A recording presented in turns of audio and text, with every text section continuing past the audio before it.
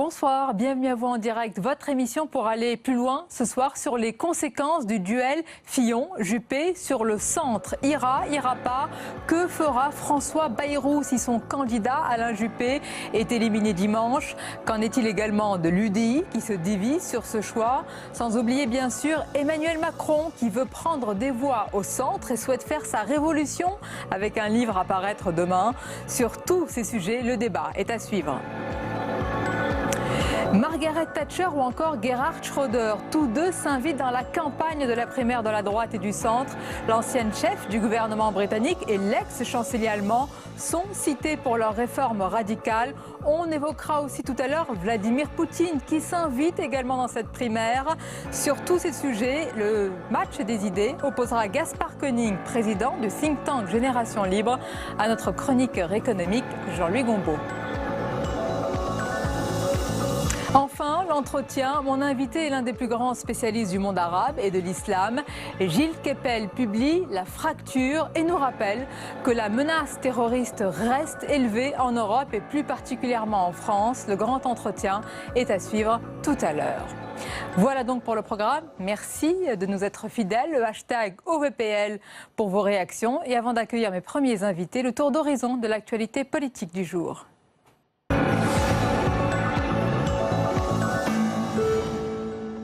Un record historique. La participation à la primaire de la droite a finalement atteint 4,27 millions de votants. Un chiffre bien supérieur au premier tour de la primaire socialiste de 2011 qui n'avait réuni que 2,6 millions de votants. À noter que 10 000 personnes se sont déplacées pour voter blanc ou nul. François Hollande. La requête avait peu de chances d'aboutir. Le bureau de l'Assemblée nationale a aujourd'hui rejeté dès son examen la proposition Les Républicains de destitution de François Hollande pour divulgation d'informations secrètes. Signé par 79 députés de l'opposition, le texte visait les révélations contenues dans le livre « Un président ne devrait pas dire ça ». Il s'agissait de plans d'intervention en Syrie classés secret défense. Justice. Les images avaient suscité l'émoi jusqu'au ministre de l'Intérieur Bernard Cazeneuve qui s'était dit choqué. Ce matin, le tribunal correctionnel de Paris a condamné à 8 mois de prison avec sursis le policier de 26 ans qui avait asséné un violent coup de poing à un élève du lycée Bergson à Paris le 24 mars en pleine mobilisation contre la loi travail. Une peine plus sévère que les réquisitions, mais qui n'empêchera pas le policier de continuer à exercer sa profession. Terrorisme. Il avait été arrêté à Strasbourg dans la nuit de samedi à dimanche. L'un des hommes interpellés dans le cadre d'une opération antiterroriste a livré aux enquêteurs une liste de cibles d'attentats potentiels. Un haut lieu de la police, un parc d'attractions et un lieu de culte. Sur les 7 hommes interpellés à Strasbourg et à Marseille, 2 ont été relâchés.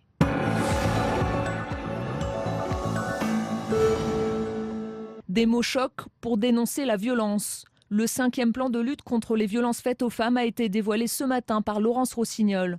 Un plan d'action sur 3 ans qui verra ses moyens doublés pour consolider les dispositifs existants. Une nécessité face à une situation d'urgence, selon la présidente de la délégation aux droits des femmes. En 2010, 146 femmes et 28 hommes mouraient sous les coups de leurs conjoints. En 2014, les victimes s'élèvent encore à 143 et même à 200 personnes si on ajoute les enfants victimes et les suicides consécutifs.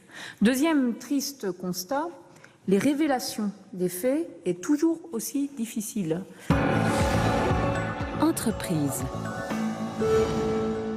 Le plus gros employeur de France pourrait supprimer 1000 postes selon les syndicats.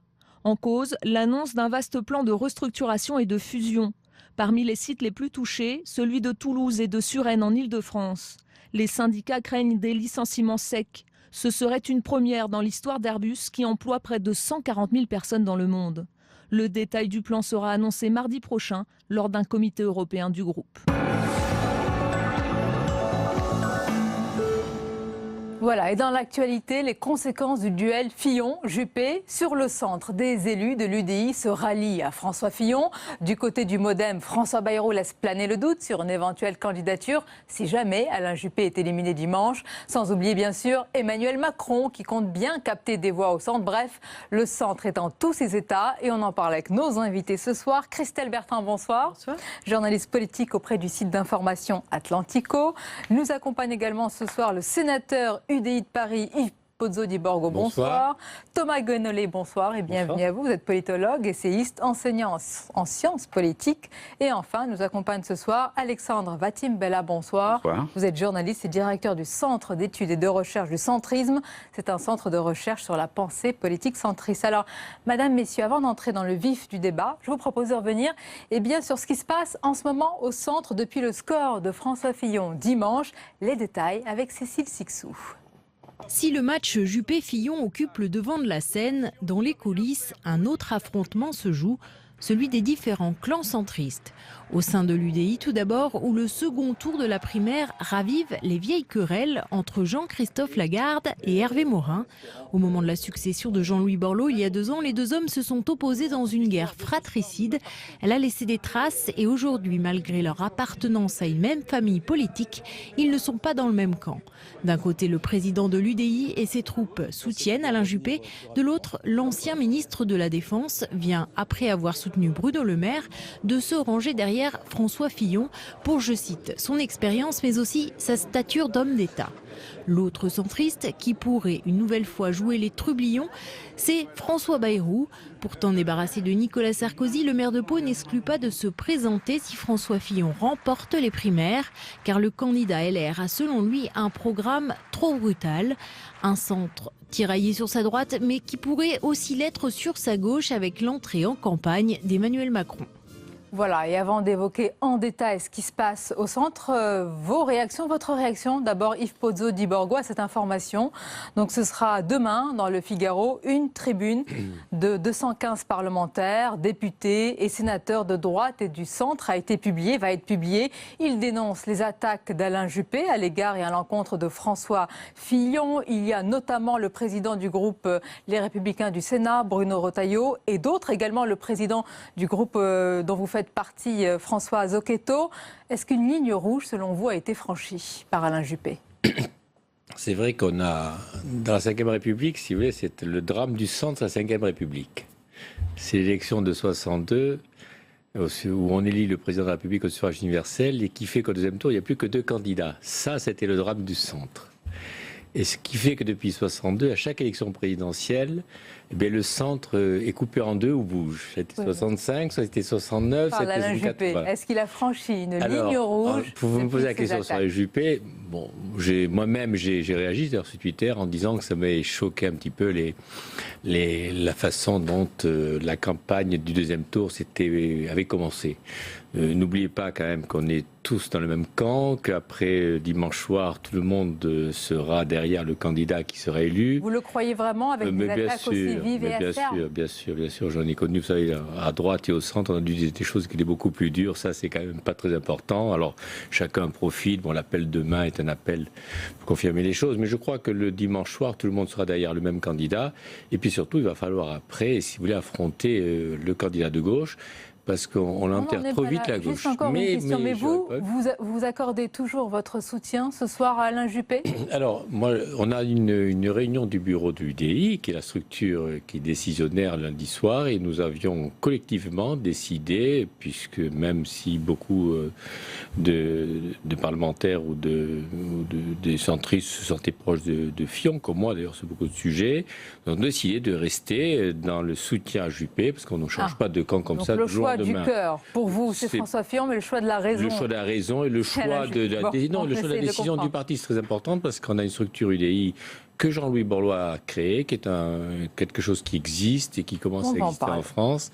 Et c'est ce bureau politique de lundi à demander à l'ensemble vous restez sur votre soutien à Alain Juppé. Je voudrais quand même qu'on insiste sur cette tribune, Thomas Guenolé, parce qu'elle est quand même importante. Plus de 200 parlementaires, ce n'est pas rien. Dans cette campagne d'entre-deux tours, elle peut avoir un poids. Est-ce que Je vais reprendre l'expression. Est-ce que c'est le risque d'avoir la droite la plus bête du monde alors qu'elle a toutes les chances, toute la probabilité de gagner en 2017? Est-ce qu'elle risque de se fracturer, de se diviser? Alors, d'abord, sur le fond du reproche adressé à Alain Juppé, moi je voudrais dire que je ne suis pas d'accord avec ça. Je n'ai pas vu d'attaque personnelle. J'ai vu des attaques sur le fond, j'ai vu des critiques sur le fond, j'ai vu des attaques dures sur le fond et des critiques dures sur le fond. Je n'ai pas vu d'attaque de la personne. Il n'a pas dit que François Fillon était stupide ou moche ou mal élevé ou quoi que ce soit. Ce sont des attaques dans le cadre d'un débat politique. Je trouve ça normal dans le cadre d'une compétition, comme dans n'importe quelle compétition électorale.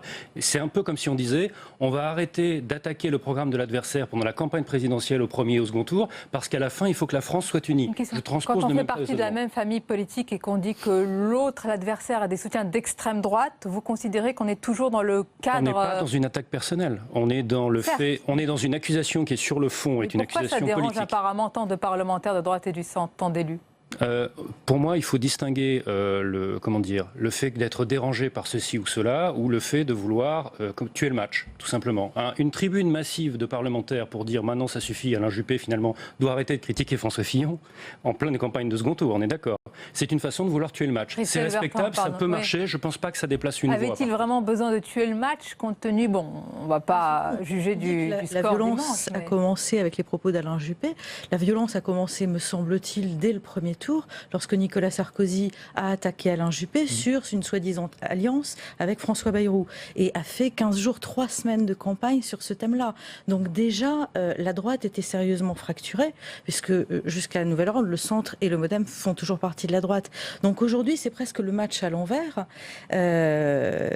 où on attaque, où Alain Juppé attaque François Fillon sur ses soutiens d'extrême droite. Il l'attaque de la même manière que Nicolas Sarkozy l'avait attaqué sur son soutien, sur le soutien que François Bayrou lui apportait.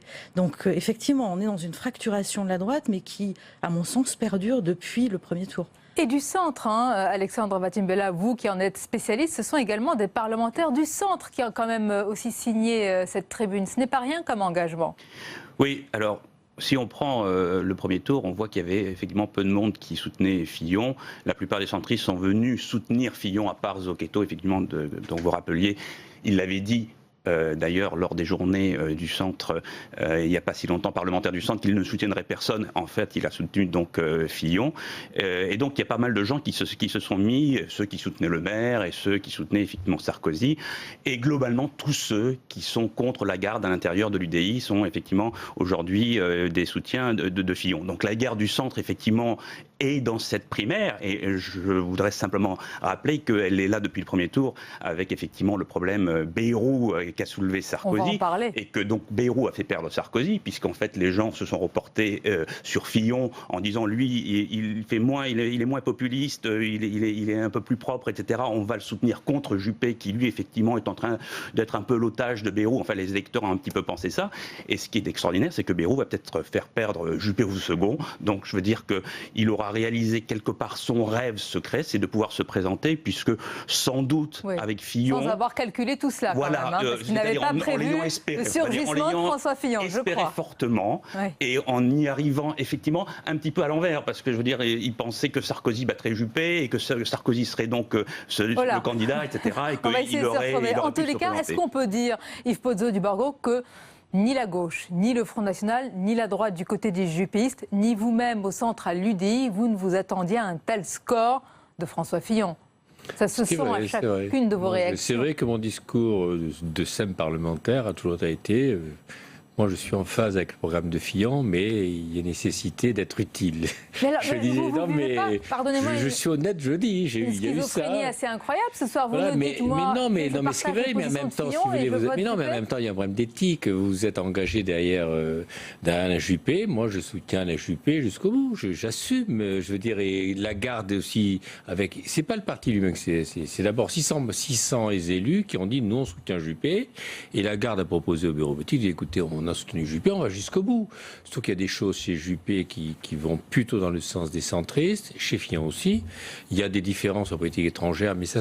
Et puis il y a eu des accords qui ont été passés probablement pour les futures législatives. Non, détrompez-vous justement. C'est toute cette façon un peu vulgaire de considérer que dans ce genre de choses, il n'y a que des accords. Ça, sérieusement, alors là, nous c'est... qui sommes vulgaires. Non, je ne dis pas ça. Non, mais je sais parce que... C'est une question qui peut se poser quand même. Je sais, Non, mais... c'est une attaque personnelle. Non, c'est pas l'attaque personnelle, non, pas du tout. Non, c'est pas ce que je veux dire.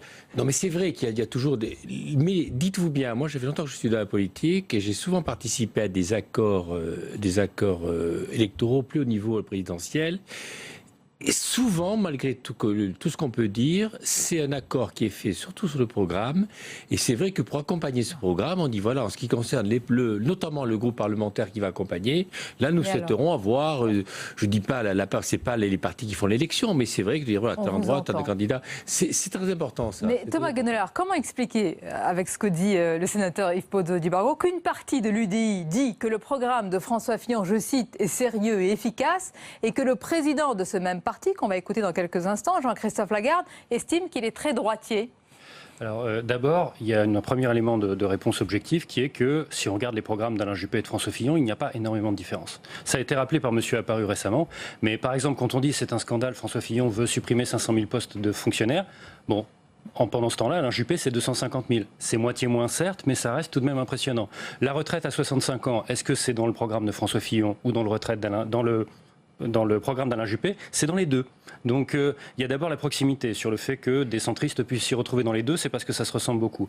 Après, le fait de le juger inapplicable dans le cas de François Fillon, ce n'est pas sur le fait de ne pas être d'accord sur le principe, c'est plutôt sur le fait de l'estimer trop radical pour être applicable. Et venant d'Alain Juppé, voilà la faisabilité. Venant d'Alain Juppé, qui a connu lui des grèves monstrueuses et massives, qui ont quasiment paralysé le pays en 95, c'est quand même une parole d'expert.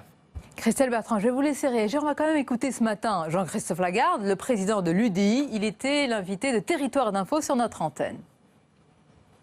On a le droit d'avoir des divergences. Est-ce que ça fait des fractures? Non. Et je trouve que c'est normal que les Français le voient. Il ne faut pas prendre les choses au drame parce que soit, en réalité, il n'y a plus droit au débat au second tour, soit on exagère le débat. Et c'est pour ça que je disais que tout le monde doit se calmer. Parce que exposer des différences, ça n'est pas créer des fractures. Si on n'a plus le droit d'exposer des différences, il n'y aura pas de rassemblement. Christelle Bertrand, raconte-nous les dessous. Yves Pozzo-di-Bargo dit qu'il n'y a pas d'accord de manière générale avec le centre. Et François Bayrou, d'ailleurs, on le verra tout à l'heure, dit qu'il n'y a pas d'accord, comme Alain Juppé. Mais on voit bien qu'il y a pu y avoir une convergence d'intérêts pour la suite, éventuellement. On voit bien, moi je veux bien les programmes, mais ce qui est en jeu aussi, c'est un groupe parlementaire derrière. Et donc, je l'ai dit, pas voilà, il y a effectivement peut-être un intérêt pour certains à se rapprocher de celui qui est le mieux placé pour l'emporter. On voit bien que Jean-Christophe Lagarde a tendu dans un premier temps la main à Nicolas Sarkozy, qui ne lui a pas répondu. Donc s'est posé des questions de qui est-ce que je pourrais me rapprocher, a parlé d'Emmanuel Macron et de ses convergences d'idées avec Emmanuel Macron. Emmanuel Macron ne lui a pas répondu, donc finalement a soutenu Alain Juppé. Et aujourd'hui, on voit... Sur Macron, c'est entièrement faux. En tous les cas, nous avons été, nous journalistes, conviés à une conférence de presse. Nous avons été, nous journalistes, conviés à une conférence de presse au cours de laquelle Jean-Christophe Lagarde nous a expliqué qu'il souhaitait discuter avec Emmanuel Macron. Mais la réponse de Macron, je ne crois pas que ce soit celle-ci. En tous les cas, les discussions sont ouvertes. Lui nous a dit à ce moment-là qu'il n'avait pas eu de réponse. Vous avez l'air... les discussions sont déjà arrêtées. Il y a la réalité et puis des choses un peu différentes. Alexandre Atimvala. Chose qu'on ne sait pas. Alors, qu'est-ce qu'on ne sait pas, justement? Alors, vous avez beaucoup de réactions sur les réseaux sociaux. Avant d'aborder le modem de François Bayrou, que pèse exactement le centre aujourd'hui? Est-ce qu'il est faiseur de roi? En fait. Comment? Moi, je vais vous dire ça dépend duquel. Si je prends la parole. Il y a ce qu'on appelle un thermomètre du centre. Et ce sont les partiels. Et ce qui m'a beaucoup surpris, c'est que lorsqu'il y a eu les partielles législatives, dans la circonscription de l'Inde, la circonscription, je crois, du Bas-Rhin, je ne me trompe pas, hein, je vous écoute. Si les centristes étaient, le total des voix MoDem et des voix UDI était devant le total des voix républicaines. Oui, mais là, vous nous amenez non, attendez. Vous faites un zoom. Ce qui veut dire que derrière... Non, pas du tout. Ça veut dire que si vous voulez... On a retrouvé un petit peu ce schéma UDF-RPR où l'UDF est l'Alsace est une terre centriste, pardon. Oui, là aussi d'ailleurs, mais on a retrouvé cette force. Et que c'est vrai qu'on peut être surpris, après on va voir les élections, après les présidentielles, il va y avoir les élections législatives. Et vous verrez bien que, d'ailleurs on a des candidats UDI partout, vous verrez bien que les candidats UDI... Oui.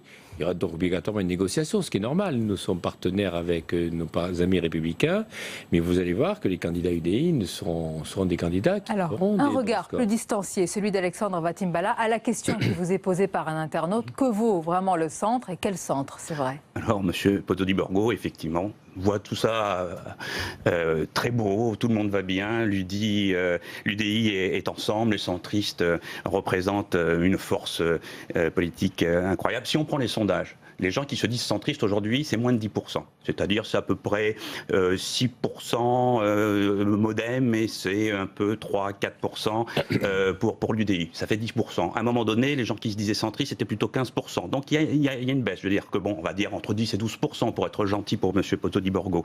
Ensuite, quand on prend les dernières législatives, effectivement, le Modem a présenté peu de candidats, donc il a fait un score genre 1,5%, quelque chose. Thomas Guenolé a peut-être des chiffres plus précis. Et les autres centristes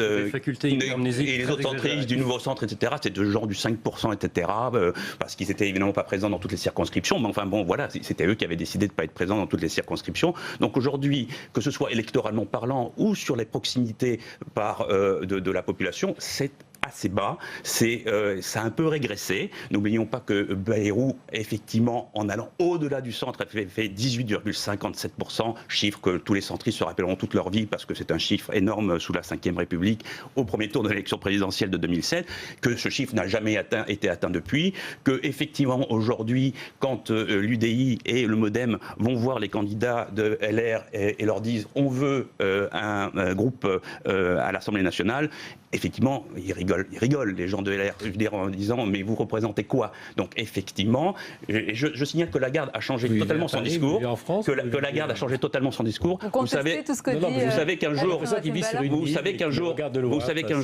Lagarde avait dit « je ne veux pas qu'il y ait à l'Assemblée nationale une majorité d'un parti unique ».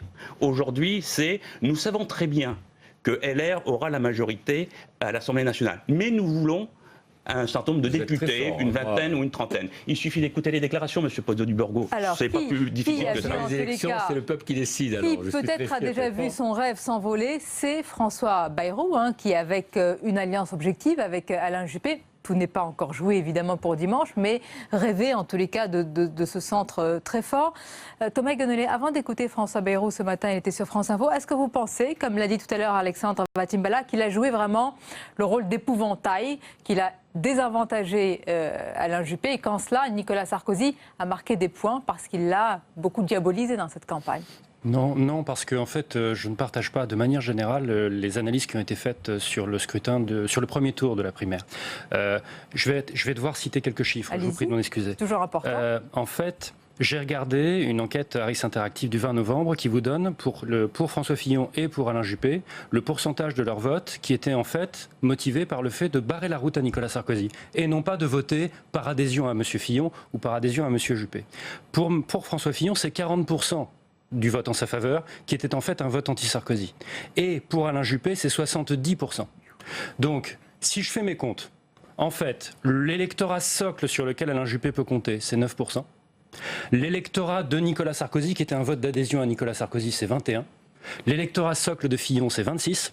Et le total du vote anti-Sarkozy, c'est 38. Mais où va aller ce vote, justement, le gagnant du premier tour de la primaire à droite, en fait, c'est le total du vote anti-Sarkozy. Pas Sarkozy est arrivé en tête du premier tour de la primaire. C'est quand même intéressant. Sauf que Nicolas Sarkozy n'est plus en lice. Et donc ces 38% sont un électorat flottant qui peut voter n'importe quoi. Ou ne pas voter. Ou ne pas voter d'ailleurs. Et donc pour moi, il y a 3 scénarios possibles et non pas un seul. Il y a un score serré Juppé-Fillon dans un sens ou dans l'autre, par rapport à ce que je viens de dire.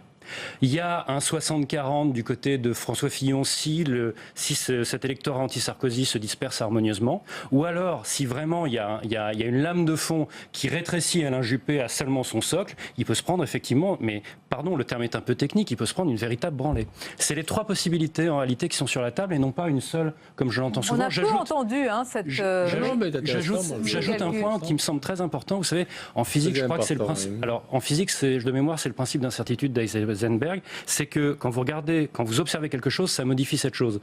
Eh bien, les sondages ont le même pouvoir sur la primaire, c'est que Le problème des sondages qu'on nous sort qui mettent 65% à François Fillon, le premier tour de la primaire, où il y a des gens qui ont voté Fillon pour éliminer Sarkozy dès le premier tour, ça montre qu'il y a tout un tas d'électeurs de la primaire qui regardent les tout derniers sondages et ne décident qu'à ce moment ce qu'ils vont voter. Donc non seulement les sondages ne peuvent pas vous prédire le résultat du second tour, mais en plus les derniers sondages vont être utilisés pour décider ce qu'on va voter. Donc par définition, ils n'ont aucune chance de vous prédire les bons résultats. Christelle Bertrand, est-ce que vous partagez cette analyse? On l'a peu entendue et dans ce cas-là, c'est encore ouvert pour dimanche, rien n'est joué. Enfin, Fillon reste favori, mais pas de manière aussi écrasante, pas de manière aussi certaine qu'on le raconte. D'autant, je rajouterais, que le programme de Fillon était, me semble-t-il, assez méconnu des électeurs. Il l'était des journalistes, il l'était, le camp Juppé a dit, nous on est obligé de le potasser lundi matin parce qu'on avait à peine jeté un coup d'œil. Oui. Et donc je pense qu'a fortiori, les électeurs le connaissaient assez mal.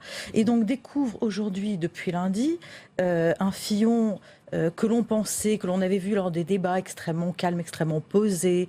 Et c'est ça, me semble-t-il, qui avait plu aux électeurs. Et on découvre un François Fillon beaucoup plus radical, beaucoup plus libéral en matière économique que ce qu'il semblait l'être lui-même, sur des questions de société beaucoup plus radicales aussi. Et je ne suis pas sûre que tous les électeurs qui ont voté dimanche pour lui se retrouvent finalement dans l'image qui est la sienne depuis lundi. Oui, juste une remarque. Ça veut dire aussi, ce que je viens d'expliquer sur les chiffres, et je suis totalement d'accord avec ce qui vient d'être dit, ça veut dire aussi que les analyses qui s'accumulent sur François Fillon, son score très élevé, est un signe de droitisation du pays, de thatchérisation de la droite, etc. Dire. Mais non, puisque le vote d'adhésion à François Fillon, c'est 26, c'est pas 44. Et donc il n'y a qu'un quart de l'électorat de la primaire de droite qui a voté par adhésion à son programme. S'il l'emporte largement dimanche, ce sera un signe de droitisation. Là, oui. Moi, j'attends dimanche avec impatience. Dimanche. Je voudrais qu'on écoute, et on va poursuivre notre débat, François Bayrou qui s'interroge sur la suite à donner à son action. On l'écoute, c'était ce matin sur France Info. Je ne veux pas parler de candidature parce que vous voyez bien que chaque fois qu'on parle de candidature, on a l'impression qu'il s'agit d'une affaire personnelle. Mais non. Il ne s'agit pas pour moi d'une affaire personnelle, il s'agit d'une autre manière de voir l'avenir du pays. Et cette manière de voir l'avenir du pays, elle mérite d'être présentée, conçue, vous le ferez. Proposée. Yves Pozzo-Di-Borgo, pour vous, il n'y a pas de doute, il sera candidat? Non, alors pas du tout. Ah, il ne le sera pas. Il y a une réalité qu'il faut que les analystes et les journalistes comprennent, et les hommes politiques aussi comprennent. C'est que maintenant, c'est le peuple qui décide de plus en plus. Et qu'on ne peut pas... Le peuple qui va décider si François Bayrou est candidat. François Bayrou n'ira pas si... Écoutez, il y a une chose qui est actuellement qui est une interrogation. Je vous dis que le drame du centre, ça a été cette élection du suffrage universel au président de la République à 2 tours. Il restait 2 places. Il y avait 2 places chaque fois. D'ailleurs, c'est fait exprès. Ça, c'est le traumatisme. Le problème maintenant, c'est que si on se fie aux sondages et aux analyses, c'est qu'il n'y a plus qu'une place. Alors, ce qui ne veut pas dire d'ailleurs qu'au mois de mai, Marine Le Pen sera sûre au 2e tour. Ça, je ne suis pas sûr. Oui. On a bien vu avec toutes les surprises qu'il y a électoralement. Mais pour le moment, si vous voulez, vous avez la gauche comme la droite, comme tout le monde, se partagent qu'une seule place, un seul siège. Et ce siège-là, c'est vrai que pour l'avoir, c'est le problème de la gauche. C'est le problème de la droite et du centre, c'est qu'on n'a pas intérêt à avoir trop de candidats.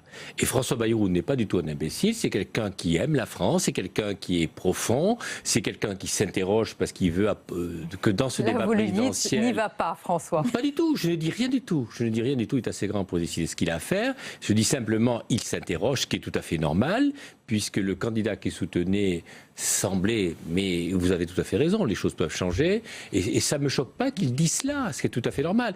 Mais de là de dire, en va dégager qu'il allait avoir une candidature, je ne crois pas. Je crois que faites confiance aux hommes politiques, ils réfléchissent. Oui. Non, mais on peut poser des questions quand même. Alors c'est vrai qu'il y a pas une confiance aveugle. Voilà. Alors, Alexandre Vatimbala, qu'est-ce que vous pensez de ce spectre, c'est vrai, d'une candidature qui plane comme ça depuis quelques jours de François Bayrou? Alors, soyons clairs, depuis le début, François Bayrou, c'est-à-dire depuis le début. Reprenons l'histoire rapidement. 2012, il est au fond du trou. Juppé le sort du trou en le soutenant pour la mairie de Pau. Il retrouve effectivement une existence politique avec un mandat effectivement électif, ce qui lui permet de revenir, s'il n'avait jamais quitté les plateaux de télévision, mais de revenir avec une légitimité. Et il dit, ok, d'accord, maintenant Juppé a été sympa avec moi, alors peut-être un accord secret, pas d'accord secret, je vais le soutenir pour la présidentielle. Et puis, il s'aperçoit que voilà, ça marche toujours. Dans les sondages, il est très haut en termes de popularité. Il est derrière Juppé, pas très loin, 2e, 3e, 4e, 5e. De popularité. Voilà, et que les gens l'aiment beaucoup. Pas dire oui, bien sûr, pas de vote, non, mais de popularité. Mais c'est comme ça que Bayrou a fonctionné en 2007. Je veux dire, et qu'il a réussi à capter quand même un électorat. Donc à un moment donné, il se dit pourquoi pas. Il le dit d'ailleurs aux gens. Je veux dire, il s'en cache pas. Je veux dire que tous les gens qui ont vu Bayrou à une certaine époque, ils disaient oui. En fait, j'ai envie d'y aller, mais je n'irai pas parce que je veux être fidèle à Juppé. Mais quand même, on a des différences, ce qu'il dit un peu aujourd'hui encore, on a des différences avec Juppé. Donc moi, j'ai un programme un peu différent. Et puis, j'ai dit à Juppé qu'il ne passerait pas la primaire. Il va peut-être effectivement gagner son pari. Donc, si Juppé ne gagne pas la primaire, et si c'est Sarkozy, j'irai absolument. Aujourd'hui, il nous dit que Fillon, c'est pas très éloigné de Sarkozy sur la droitisation, pas sur le côté Sarkozy. Mais pourquoi, ma question c'est, attendez, pourquoi il nous dit ça? Parce que lorsque François Bayrou dit qu'il mûrit un projet, on va mettre les pieds dans le plat. Oui. Est-ce que c'est une réalité ou est-ce qu'il a intérêt à laisser planer un faux suspense, ne serait-ce que pour négocier un meilleur accord électoral après avec François Fillon? Soyons clairs. Il négocie pas des accords électoraux, François Bayrou. Oui, soyons clairs. La seule chose qui l'intéresse, n'oubliez pas une seule chose. Le MoDem n'existe pas en tant que parti. Pourquoi? Parce que la seule chose que François Bayrou a fait en créant le MoDem après l'UDF, c'est une machine pour gagner l'élection présidentielle. Et on le voit bien. D'ailleurs, il n'y a quasiment jamais eu de programme, jamais eu de candidats sur la France entière lors des législatives, parce que effectivement, le MoDem n'est pas structuré pour ça. Le MoDem est structuré pour être... C'est une réalité politique. Je suis pas MoDem, je suis à UDI, je sais qu'il c'est pas facile de créer un parti, mais le MoDem, moi je suis au Conseil de Paris avec des élus MoDem qui sont de très grande qualité, qui réfléchissent, ils ont un groupe à la région. MoDem, 0 député. Mais 0 député. C'est une réalité. Voilà, c'est tout, c'est une réalité, mais bon, on peut contester les réalités. Comme M. Posoni Barreau le fait depuis le début, avec un discours lénifiant sur le centre et sur l'union entre le centre et la droite, ce qui n'est absolument pas vrai. Mais enfin, il peut effectivement y croire. Je vis des réalités, j'ai l'impression que vous vivez sur une île déserte, je sais pas, vous vivez aux Bahamas et puis vous observez la France de ça. C'est un peu surprenant. On ne peut pas dire que le MoDem soit une force qui structure le paysage politique français, pour être nuancé. C'est quand même une réalité le MoDem, c'est vrai, qui est beaucoup lié à l'image de... Et voilà. Oui, voilà. Donc quand même, pivot. Voilà. On l'a bien vu, c'est dans 3 régions. Attendez, s'il vous plaît. Christelle Bertrand. Si je peux apporter un petit élément, j'étais avec François Bayrou ce matin, juste après France Info. Il était beaucoup moins mesuré sur une éventuelle candidature. Il travaille, on le sait, depuis des mois à un projet dont il disait ce sera un projet pour moi-même si Nicolas Sarkozy est désigné par la primaire. Ce sera un projet de soutien à Alain Juppé si jamais Alain Juppé l'est. Aujourd'hui, ce projet, me semble-t-il, devient de plus en plus un projet pour lui-même et il avait l'air extrêmement décidé parce qu'il dit, donc il pense toujours, enfin il dit toujours penser qu'Alain Juppé a une capacité de gagner ce second tour, mais il dit si jamais il ne gagne pas, l'espace politique qui s'ouvre entre un François Fillon relativement libéral et assez conservateur sur les questions sociétales et un François Hollande totalement démonétisé est un espace immense. Et il dit, je ne veux pas abandonner cet espace à la gauche. Donc, j'entends bien l'occuper. Il n'est pas le seul dans cet espace parce qu'il y a Emmanuel Macron et de droite et de gauche dont on va parler dans quelques instants. Voilà. Mais pour vous, je l'ai trouvé assez peu prudent sur déclaration ou pas déclaration de candidature. Donc pour vous, il est déjà en marche, si je puis dire, aussi. Et n'oubliez pas que vous êtes pour lui un élément de passage des messages.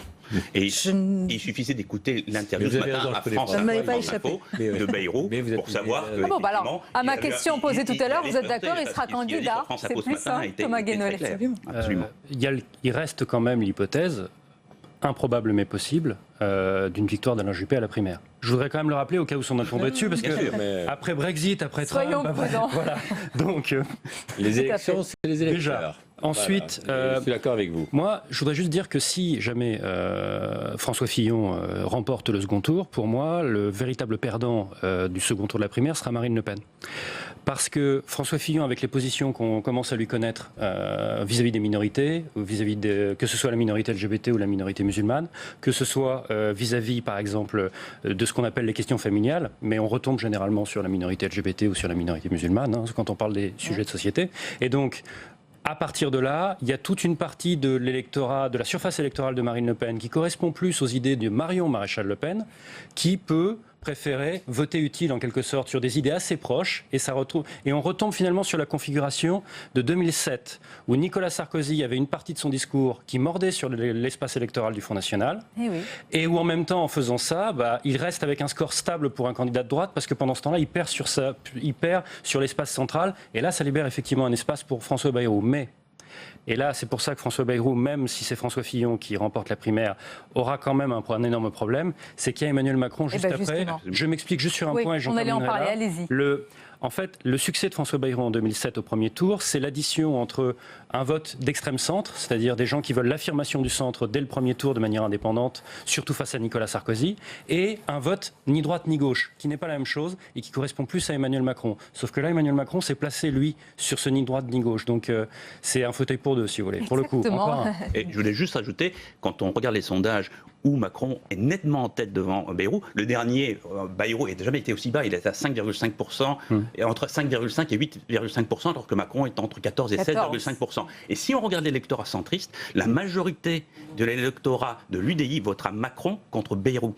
Et je veux dire qu'on a là effectivement, on a là des éléments qui sont très intéressants parce que Bayrou, effectivement, aujourd'hui, doit se présenter très vite pour essayer de bloquer Macron, parce qu'effectivement, dans les sondages et dans les statistiques de ces sondages, on voit bien qu'effectivement, l'électorat de l'UDI qui n'aime pas Bayrou est nettement tenté d'aller voter pour Macron. Alors justement, Yves Pozzo-Di-Borgo, la parole à un sénateur UDI. Je rappelle aussi, le livre d'Emmanuel Macron, Révolution, c'est notre combat pour la France. La candidature d'Emmanuel Macron, est-ce que c'est le cas? Est-ce que vous pourriez pencher pour un candidat J'ai commencé ma vie politique, je m'occupais de formation et la première chose qu'on apprenait à ceux qui étaient... ça, c'est pas vraiment la réponse à ma question, mais allez-y.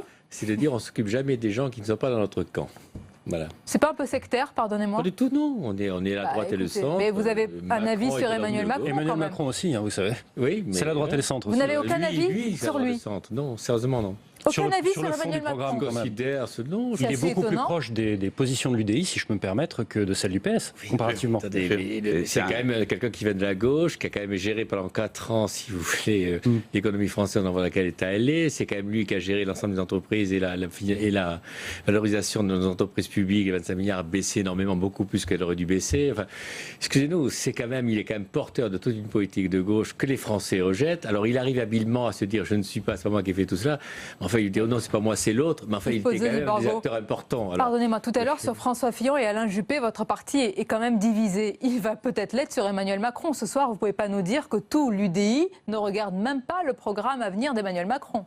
Vous n'avez aucune certitude là-dessus. L'affaire de Macron, c'était quelque chose d'assez tactique. C'est quand il s'agissait, si vous voulez, de choisir. Je croyais qu'il fallait faire confiance aux hommes politiques. Voilà. Il a de la tactique, lui, alors. La tactique, bien sûr, il y a de la tactique. En fait, la tactique a été faite par nous. Je rappellerai que Jean Arthuis soutient Emmanuel Macron. Jean Arthuis, bien connu de cette maison, puisqu'il a été président de la commission des finances du Sénat. Mais alors, donc, il soutient.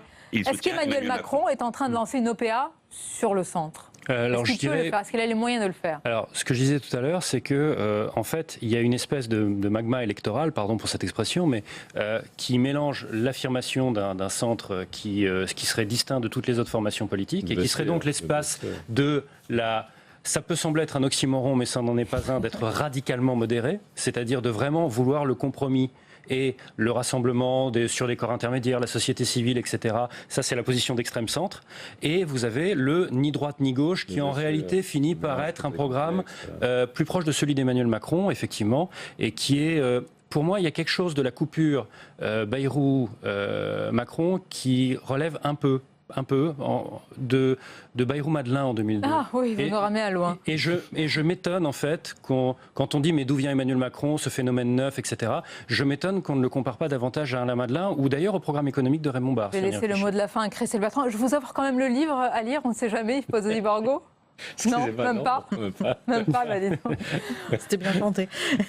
Emmanuel Macron, par rapport au centre, Sa Même si candidature, en Pozzo tous les di cas, Borgo ferme toutes les portes, ça reste une menace? sa candidature a été poussée par François Hollande au départ, en tous les cas par ses proches, justement pour tuer une éventuelle candidature Bayrou qui posait problème à François Hollande parce qu'elle occupait effectivement un terrain qui est assez proche du sien finalement. Donc oui, on peut dire ça. Après, quel va être le programme d'Emmanuel Macron? On n'en sait rien aujourd'hui. Et j'ai pas l'impression, je n'ai lu que des extraits du livre, qu'il le dévoile réellement dans ce livre. Voilà. Il se dévoile lui-même et peu de son programme pour le moment. C'est ça. Et donc on a l'impression qu'il est dans une retenue qui va finir par poser problème.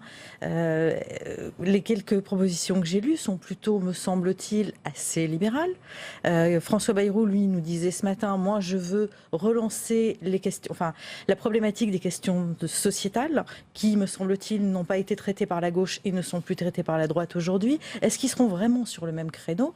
À entendre juste un mot de l'un, un mot de l'autre, j'ai pas l'impression, mais ça nous laisse... Le centre, c'est l'électeur qui va décider. Et dans tous ces états, et au final, c'est toujours les électeurs qui décident. Merci en tous les cas pour ce débat et cette analyse sur le centre. Merci à vous. La suite de votre émission, tout autre sujet. Margaret Thatcher ou encore Gerhard Schröder. Et oui, tous les deux s'invitent dans la campagne de la primaire de la droite et du centre. L'ancienne chef du gouvernement britannique et l'ex-chancelier allemand sont cités pour leurs réformes radicales. Alors, comparaison vaut-elle raison? Nous parlerons aussi d'un autre président russe, Vladimir Poutine, qui s'est invité également dans la primaire. C'est le thème du match des idées qui opposera dans quelques instants Gaspard Koenig, président du think tank Génération Libre, à notre chroniqueur économique Jean-Louis Gombault. Et c'est juste après une courte pause. À tout de suite. Thierry Solère, député Les Républicains des Hauts-de-Seine, sera l'invité de Cyril Viguier dans Territoire d'Info, votre matinale d'information tournée vers les territoires. Territoire d'Info, demain à 7h30, en direct sur Public Sénat et Sud Radio. Ma colère, elle est contre tous ceux qui ont fait que les Kouachis sont arrivés dans la salle et ont tiré sur tout le monde et notamment sur mon mari. L'objectif, c'est qu'on tende la main à l'autre, qu'on parle d'amour, qu'on se dise bonjour, qu'on arrête ces politiques sécuritaires, alors qu'il faut mettre beaucoup plus de moyens dans la prévention qui est en train de diminuer.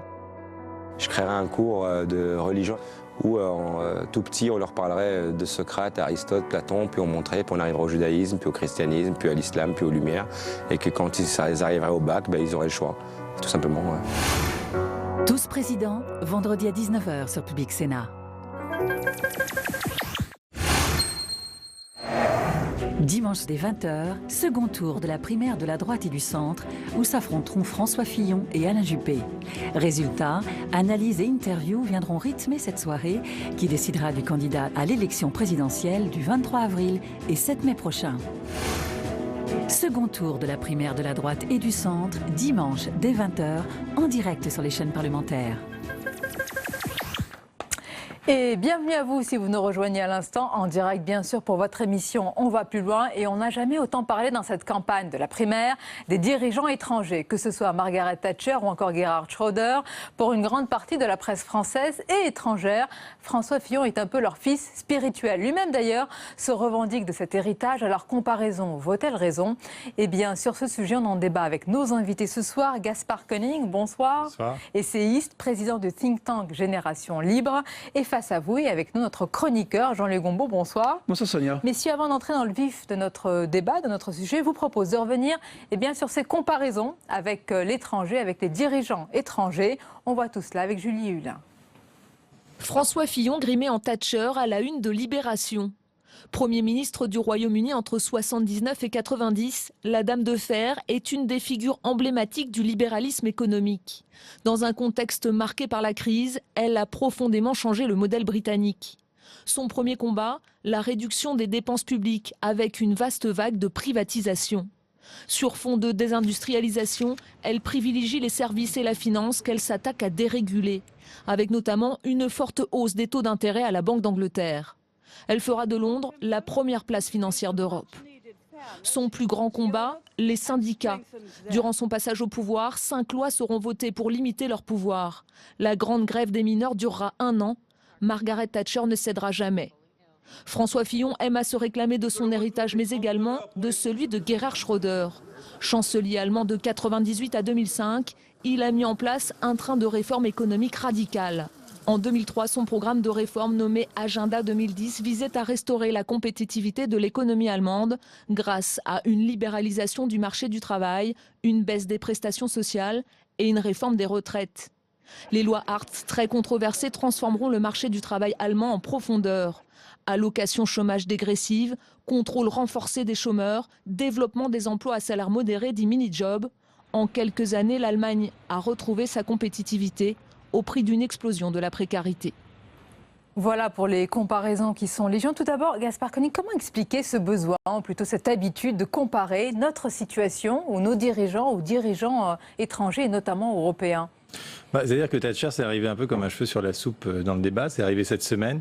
C'est arrivé avec une vague d'attaques extrêmement violente contre François Fillon, qui, je trouve, n'est vraiment pas méritée, et extrêmement peu précise d'ailleurs, parce qu'on regarde les programmes et qu'on compare avec Margaret Thatcher, il y a quand même un grand fossé. Donc je trouve ça un peu, je trouve ces prises de position un peu bizarres. Et puis, cela dit, je trouve qu'il y a une similarité que François Fillon a bien compris entre l'Angleterre de la fin des années 70 et la France aujourd'hui. Je pense que beaucoup de gens l'ont compris et que depuis plusieurs années, beaucoup de gens, à la fois sur le plan intellectuel, sur le plan politique, sur le plan médiatique, essayent d'aller de manière parfois un peu esselée dans la même direction. Et que François Fillon n'est pas un idéologue comme l'était Thatcher. Thatcher avait lu Hayek, et cette fameuse réunion d'un comité de préparation de son programme à la fin des années 70, où on lui donne toutes sortes de plans, de propositions, et elle prend de son sac le livre d'Hayek et elle dit « This is what we believe in », c'est ce à quoi nous croyons. C'est quelqu'un, et quand on regarde ses interviews, quand elle est partie du pouvoir en 91-92 et qu'elle est encore toute fraîche, les interviews de la BBC qui sont formidables, et on voit à quel point elle a encore les choses à cœur, à quel point pour elle la responsabilité individuelle, le capitalisme, sont des choses auxquelles elle croit, auxquelles elle a cru toute sa vie. Depuis que toute petite, elle était dans la fameuse épicerie de ses parents, où elle voyait les produits arriver, où elle aidait au comptoir, et elle comprenait que comment marchait l'économie. Donc il y a quelque chose de beaucoup plus passionnel, de beaucoup plus vrai chez elle, dans son approche de l'économie et de la société en général. Vous savez, elle disait l'économie, c'est le moyen pour changer l'esprit. Et ensuite, il y a une détermination en tant que femme d'abord qui est admirable parce qu'elle s'est luttée contre tout l'establishment conservateur britannique. Vous la voyez seule avec son tailleur au milieu d'hommes qui la détestaient absolument. L'aristocratie, la gentry du parti Tory la haïssait, la méprisait. Et beaucoup de médias, certains avaient même dit qu'ils iraient tomber, danser sur sa tombe. Et elle a été réélue 3 fois. Elle a irrigué la société britannique au point que Blair s'est réclamé de son héritage en 2005. Et elle a maintenant sa statue à Westminster à côté de Winston Churchill. Donc je veux dire, il y a beaucoup de choses aussi. On dit Thatcher dans le débat français. Juste pour sortir un épouvantail, c'est un peu l'équivalent du régime de Vichy, si vous voulez, dans un débat. Ne voit pas que le verre à moitié plein. Non, mais c'est juste pour donner les d'autres éléments qu'on entend trop peu. Moi, je pense qu'effectivement, chez François Fillon, il y a une réflexion sur l'économie britannique à la fin des années 70. François Fillon, Premier ministre, qui avait dit « Je suis à la tête d'un État en faillite ». Et c'est vrai qu'à l'époque où Mme Thatcher arrive, les Britanniques sont en train de renégocier un prêt de 5 milliards de dollars. Ils n'arrivent plus à payer leurs fonctionnaires. Donc eux, ils sont vraiment dans une situation qu'on peut qualifier de désespérée, effectivement. Et donc cette situation ensemble. Et deuxièmement, Mme Thatcher arrive, alors bien, elle va remplacer les travaillistes, Callaghan, mais avant, il y avait des conservateurs, et les conservateurs, pendant des années, ne cessent de céder et de remettre en question les engagements qu'ils ont pris auprès de leurs électeurs. Et Fillon se retrouve un petit peu dans cette situation. Il dit, en fait, on n'a jamais véritablement appliqué la politique auquel on believait, comme vous venez de le dire à l'instant, comme auquel on croyait. Et ce qui me frappe chez Mme Thatcher, c'est que avant d'arriver au 10 Downing Street, elle donne une interview à The Observer, qu'on pourrait peut-être appeler The Ops maintenant, mais en fait c'est ça. Et elle dit I am not a pragmatism politician, I am a conviction politician. C'est une femme de conviction. Elle n'est pas pragmatique. I am not consensual politician. Elle dit aussi qu'elle n'est pas consensuelle. Et donc ça aussi, ça attire François Fillon. C'est-à-dire qu'elle est une femme de conviction et elle ira, vous l'avez dit tout à l'heure, jusqu'au bout de ses idées. Le grand problème qui se pose, effectivement, c'est que les premières années de Mme Thatcher sont catastrophiques. 81, 83, ça ne va pas du tout. Le chômage double. La production s'effondre de 10%. Alors, il y a le second choc pétrolier qui arrive. Et elle continue, malgré tout, à appliquer. Donc, le problème, justement, que ce soit pour M. Fillon, pour n'importe quel homme politique, quand on a des convictions profondes auxquelles on s'accroche, c'est très bien, parce qu'il faut faire, évidemment, appliquer ses idées, mais il y a un moment où est-ce que véritablement je suis sur le bon chemin ? Et cette question-là, les politiques se la posent rarement. Et effectivement, on peut après faire un bilan global du thatchérisme qui est quand même quelque chose qui n'est pas aussi rose et qui est plutôt mitigé. Je vais vous laisser parler, Gaspard Koenig. On va justement écouter François Fillon, c'est ce matin sur Europe 1. Et lui, il voit vraiment, non pas la vie en rose du côté de Margaret Thatcher, mais vraiment le verre à moitié plein. Elle a été élue 3 fois, qu'elle a fait 3 mandats successifs. C'était une femme extrêmement impopulaire, comme chacun sait. Quand elle est arrivée, la Grande-Bretagne était par terre. On ne travaillait pas. C'est un pays que je connais bien. J'ai épousé une Britannique et j'y allais beaucoup. On ne travaillait pas. Les syndicats étaient tout puissants et l'industrie britannique s'en allait par pan entier. C'était à ce moment-là. Madame Thatcher a inversé la tendance. Elle a remis l'Angleterre au travail. Elle a remis les syndicats à leur place. Et aujourd'hui, les gouvernements britanniques profitent du travail qui a été fait par Madame Thatcher. Alors, est-ce que c'est le cas, ce qui dit les effets de la politique Thatcher? Est-ce qu'on en profite aujourd'hui en Grande-Bretagne, comme finalement les réformes Schröder en Allemagne? Oui, il faut quand même rappeler qu'à la fin des années 70, l'Angleterre est considérée comme l'homme malade de l'Europe, que la presse britannique est pleine d'articles sur la tiers-mondisation de l'Angleterre, que l'armée est dans les rues pour ramasser les poubelles, qu'il y a des coupures d'électricité et que le pays est sous programme FMI. Et quand on compare ça, et les Britanniques vous racontent d'ailleurs que quand ils arrivaient à Paris, c'était tout d'un coup l'éblouissement de la ville de lumière, alors qu'aujourd'hui, le contraste est plutôt dans l'autre sens, quand on prend l'Eurostar de la gare flambant neuve de Saint-Pancras jusqu'à Paris. Vous pensez que ce genre d'attaque contre François Fillon peut avoir un impact ici en France, dans la primaire de la droite et du centre? C'est ça la question. D'abord, je voulais dire, c'est assez incroyable de voir un politique français assumer à ce point une filiation avec Thatcher. Je me rappelle qu'en 2006 ou 2007, quand Nicolas Sarkozy était candidat, il y avait eu cette fameuse couverture de The Economist, What France Needs, ce dont la France a besoin, avec un portrait de Sarkozy grimé en Thatcher. Et maintenant, on a la même chose finalement dans l'IB avec François Fillon, sauf que la grande différence avec Sarkozy, c'est que François Fillon semble l'assumer et que par ailleurs, son programme semble avoir été construit de manière beaucoup plus sérieuse pour effectivement atteindre cet objectif et diffuser cet esprit. Après, quand on regarde le détail du programme, c'est pas non plus... Ouais, non, mais vous avez raison, on va rentrer dans les détails du programme et votre avis est très intéressant sur ce point. Sur ce que dit Gaspard Koenig, Jean-Luc Gombault, est-ce que ça peut porter préjudice à François Fillon? Parce que lui, comme il le dit, il l'assume vraiment fortement. Moi, je pense que non. C'est-à-dire, et je crois que d'ailleurs, quand j'ai écouté ce matin Europe 1, il se met un peu en colère. Oui. Il est vraiment... On ne le connaît pas comme ça. Il aime se mettre en colère contre les journalistes ces derniers temps. Oui, ça paye. Donc, fondamentalement, bien sûr, ça revient. Mais ce qui me frappe, moi, dans cette histoire, c'est que la France avait un modèle. Évidemment, il est dépassé compte tenu de l'évolution du monde. Et on n'arrive pas à inventer un nouveau modèle français. Madame Thatcher a fait un nouveau modèle anglais. Monsieur Schröder a fait un nouveau modèle allemand. Et nous, on dit, Schröder, c'est pas mal, on va prendre un peu ce qu'il fait. Mais il y a quand même dans le personnel politique et à mon avis intellectuel français une difficulté qui est assez étrange à essayer de construire quelque chose qui soit spécifique à ce pays. Et ça, c'est un véritable problème. Il est vrai que, je répète, parce que c'est revendiqué par le Front National aujourd'hui, le programme du Conseil national de la résistance, ils veulent comme s'ils voulaient revenir en arrière, ce qui est, de mon point de vue, une absurdité par rapport à l'évolution du monde, mais il n'empêche que la France continue d'exister dans un monde qui change et elle a un problème d'invention d'un modèle. Donc on ne va pas prendre un peu ce qu'a fait Mme Thatcher, il y avait 15 millions de syndicalistes évidemment à l'époque, en 79 en Grande-Bretagne, et qui mettaient une véritable pagaille dans ce pays et effectivement elle leur a réglé leur compte, mais bien en France, les syndicats, ils rouspètent, ils défilent, etc. Mais enfin, c'est pas eux qui bloquent la France, sauf dans quelques entreprises très spécifiques. C'est pas vrai. Donc il y a donc une spécificité française qui n'est pas prise en compte on a des programmes, mais on n'a pas de modèle. Comment vous l'expliquez, Gaspard Koenig? Parce qu'on ne verra jamais ailleurs en Europe quelqu'un qui va se réclamer d'un dirigeant français. Ou alors, d'abord, ça viendra peut-être, si on fait des bonnes choses. Mais ça n'est pas venu encore. Et d'autre part, c'est Emmanuel Macron qui a parfaitement résumé tout ça. Sa réaction a été extrêmement intéressante après l'élection de Fillon, puisqu'il a dit on ne va quand même pas revenir au thatchérisme des années 80. Et par ailleurs, quand on voit le programme qu'il essaye de construire, on voit que lui, justement, se réclame du libéralisme révolutionnaire français, c'est-à-dire du modèle français, et essaye de bâtir un programme qui soit axé moins sur la libéralisation de l'économie que sur l'autonomie de l'individu. Alors au final, ça va revenir un peu à la même chose, mais enfin avec des modalités, oui, mais avec des modalités très différentes, parce que vous allez voir apparaître des protections pour l'individu dans un monde plus fluide qu'il faut justement inventer. Ce qu'a dit Macron récemment sur, par exemple, l'assurance chômage et le fait qu'on va désormais, je ne vais pas rentrer dans ce débat, mais enfin qu'on va désormais indemniser les gens qui posent une démission ou les indépendants, c'est une vraie rupture. Et ça, pour le coup, c'est dans la tradition du libéralisme français, du jacobinisme libéral français.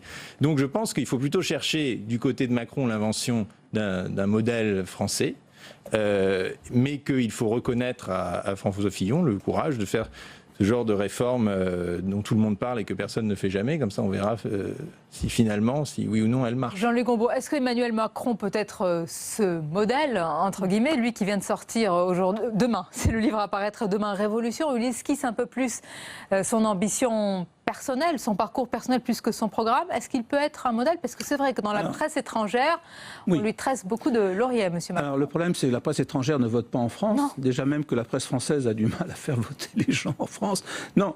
Là, est-ce que Emmanuel Macron va passer du caractère intellectuel à l'homme politique? Parce que c'est deux choses différentes. Avoir des idées, tout le monde, monsieur Koenig en a, moi j'en ai, vous en avez, tout le monde a des idées, tout le monde peut les écrire dans des livres, mais c'est pas ça la politique. La politique, c'est quand vous coltinez aux gens. Et ce qu'a réussi à faire Madame Thatcher, à balancer l'ensemble des conservateurs. Donc pour l'instant, on ne sait rien d'Emmanuel Macron, sauf qu'il a quelques idées intéressantes. On va lire ce livre, j'accepterai si vous me l'offrez, contrairement mais avec grand plaisir. Passé tout avec je vais finir par l'offrir à quelqu'un, il y arrive. Mais pour l'instant, à mon avis, pour moi, c'est une grande inconnue, parce que le problème qui est posé pour un homme politique, c'est sa capacité politique à transformer véritablement ses idées en un projet accepté. Oui. Et ça, c'est une autre affaire. Et l'autre référence, parce qu'on a pas mal parlé de la Grande-Bretagne, c'est l'Allemagne. Comment expliquer, Gaspard Koenig, que les réformes de Schröder servent encore de modèle ici, en tous les cas en France? François Fillon en a également parlé, et on dit beaucoup qu'Angela Merkel, si elle a cette puissance économique aujourd'hui, c'est grâce à Gerhard Schröder. Oui, je comprends moins la référence à Schröder que la référence à Thatcher, parce que pour le coup, la manière dont fonctionne l'industrie allemande et la place notamment des syndicats dans la négociation collective est complètement différente de ce qui se passe en France. C'est un tout autre système, oui. Voilà, et ce que propose François Fillon, notamment sur les syndicats, avec l'idée d'ouvrir en fait la concurrence entre les syndicats des premiers tours des élections professionnelles, que je trouve plutôt une bonne chose, mais ne va pas du tout dans le sens du modèle allemand. Pareil, ce qu'il propose sur le contrat de travail, c'est-à-dire de le ramener à la négociation d'entreprise, n'est pas non plus, alors que l'Allemagne négocie plutôt par grand secteur industriel ou par branche. Donc j'ai pas l'impression que ça soit... Effectivement, c'est des réformes qui vont toutes dans le sens de la libéralisation, et il faut bien reconnaître que la plupart de nos pays, des pays voisins, mais du Canada à l'Allemagne, en passant par l'Italie, l'Espagne, souvent avec des gouvernements d'ailleurs de centre-gauche ou de centre-droit, ont opéré des réformes que la France se refuse toujours à faire. Donc c'est une banalité que de le dire. Mais il me semble que le modèle allemand n'est pas tellement finalement ce qui est sur la table aujourd'hui. D'autant plus que ce qui est intéressant dans le modèle allemand, c'est qu'il n'a pas touché, Schröder, à quelque chose de fondamental justement du modèle allemand, qui était la cogestion. Il n'y a pas touché. Il a réformé. La cogestion avec les syndicats? Avec la cogestion, même dans les directions d'entreprise, qui est quand même quelque chose d'absolument fondamental dans le modèle. Donc il a trouvé véritablement un modèle adapté à son pays, à ce qui avait qui avait contribué et qui contribue toujours à faire la force de l'économie allemande. Ce que nous ne parvenons pas à faire, justement, c'est-à-dire garder ce qui est spécifiquement français et de le transformer en fonction de l'évolution du monde. Ce que nous n'arrivons donc... Moi, je vois dans cette affaire entre Mme Thatcher et Schröder une sorte d'impuissance française de création qui correspond vraiment à l'aspiration du peuple français et à son histoire. On ne sait pas faire ça. Mais la presse allemande, quand on la lit, Gaspard Koenig, elle voit d'un bon œil l'éventuelle victoire de François Fillon, parce qu'elle voit en lui le politique ou l'homme qui pourrait mener les réformes dont l'Allemagne, justement, parle depuis longtemps et reproche à la France de ne pas les avoir fait. Elle voit en lui l'homme providentiel qui pourrait un petit peu rehausser ce couple franco-allemand. Nous n'en sommes pas là encore. Hein. D'abord, je me réjouis souvent en France quand il y a des bonnes nouvelles en Allemagne, on tape dessus en disant oui, mais regardez, ils ont des emplois trop mal payés, regardez le taux de pauvreté, etc. Donc il y a une sorte de Schadenfreude, pour reprendre un terme allemand justement à chaque fois. Et donc il est intéressant de voir que par contraste, les Allemands, eux, espèrent une France plus prospère, plus stable, et savent que c'est la condition de l'Europe et de notre alliance traditionnelle. Donc déjà on peut en soi s'en féliciter. Et ensuite je pense qu'ils ont aussi envie de voir quelque chose de stable, enfin une trajectoire. Si ce Fillon est élu, moi je ne suis pas particulièrement fan, mais enfin on voit exactement dans quelle direction le pays va. Vous n'êtes pas fan alors que je trouve ça bien. Je trouve ça bien, mais vous êtes pour. Oui, je trouve ça bien. Je trouve qu'évidemment il y a des problèmes. C'est votre candidat de la primaire de la droite et du centre. Oui, là dans les deux qui restent, absolument. Pas forcément au premier tour, mais il y a des problèmes sur les questions de société. Je trouverais ça dommage qu'il crispe le pays en essayant d'imposer son conservatisme personnel contre lequel je n'ai rien, en un mode de vie pour la population. Et ça risque de créer des débats qui sont vraiment inutiles, dont on pourrait se passer. Donc vraiment, il y a plein de choses à dire. C'est intéressant, juste ce que vous dites sur la société. Je voudrais montrer à l'instant la une qui nous parvient de Libération. La voici avec, vous voyez la France, primaire, au secours, Jésus revient. Les lobbies catholiques sont-ils en train de désigner le futur président? L'influence du religieux dans la compétition entre Juppé et Fillon inquiète? C'est de cela dont vous partez? Oui, alors je voudrais quand même dire qu'il y avait, quand on parle de droitisation, il y avait deux candidats à la droitisation. C'était Nicolas Sarkozy, qui voulait interdire le voile à l'université, et c'était Jean-Frédéric Poisson, du Parti chrétien-démocrate. Les deux ont été éliminés. Et le Trump un peu de la primaire française, c'était quand même Sarkozy, c'est loin d'être Fillon. Et quand on regarde en détail le problème de Fillon, même si à titre personnel il a un certain nombre de valeurs catholiques, etc., il faut avouer qu'il a un respect de l'état de droit qui est beaucoup plus fort que ce qu'on pouvait lire chez Sarkozy, notamment sur les questions de voile, sur les questions de laïcité. Bon, alors ensuite, il n'est pas progressiste au sens où il n'a pas envie de faire des choses que moi je défendrais, sur la légalisation du cannabis, sur la PMA, sur la GPA et tout ça, mais après tout, personne ne le propose autour. Et après, il y a un point litigieux sur cette histoire d'adoption plénière pour les homosexuels, et je pense qu'il devrait vraiment là remiser ses convictions dans un coin de ses chaussettes rouges pour éviter que parce qu'il a encore je sais, et ça je trouve ça bien dommage. Je ne sais pas si Jésus est de gauche ou de droite ou centriste. On ne pourra pas lui demander. Je ne sais pas lui demander. Un petit mot encore sur Schröder. Ce qui intéresse M. Fillon sur Schröder, c'est encore une fois la conviction, la combativité. Il ne va pas faire ce que fait Schröder, il ne peut pas le faire, ça ne marcherait pas, ça ne fonctionne pas avec le système français. Mais fondamentalement, ce qui intéresse Fillon aujourd'hui, c'est de dire moi, j'ai des convictions et j'irai comme Mme Thatcher et comme M. Schröder jusqu'au bout. Est-ce qu'il y parviendra? Ça, c'est une autre affaire. Gaspard Cognac, pour conclure sur une note d'humour, vous avez évidemment vu la une de Libération il y a quelques jours. D'ailleurs, j'en profite pour passer pour faire un clin d'œil à Guillaume Tessé. C'est lui qui est le papa de ces croisons-les. Il vient de nous envoyer un tweet. C'était une une assez réussie de manière esthétique. Mais qu'est-ce que vous avez pensé de ce croisons-les, justement, entre François Fillon et Margaret Thatcher? Elle vous a interpellé, cette une? Dès que je vois la coiffure de Thatcher, je suis tout ému. Donc, avec les cheveux qui se dressent sur la tête. Vous aussi, Jean-Luc? J'ai du mal. Mais quand même, il faut souligner qu'on n'a pas eu depuis 1981, en fait, un programme aussi radicalement libéral sur le plan économique, celui de François Fillon, et que moi, personnellement, je m'en réjouis. Et ben voilà, c'est dit. Merci en tous les cas pour ce débat et cette analyse. Merci Gaspard Koenig et Jean-Luc Gombault. Dans quelques instants à suivre, c'est le grand entretien. Mon invité, c'est Gilles Kepel, auteur du livre La Fracture. Mais d'abord, le tour d'horizon de l'actualité politique du jour.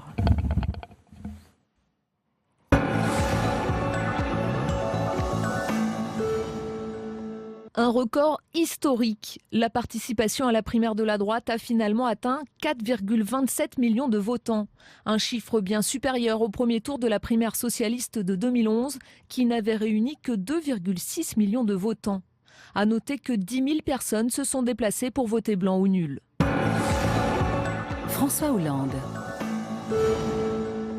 La requête avait peu de chances d'aboutir. Le bureau de l'Assemblée nationale a aujourd'hui rejeté dès son examen la proposition Les Républicains de destitution de François Hollande pour divulgation d'informations secrètes.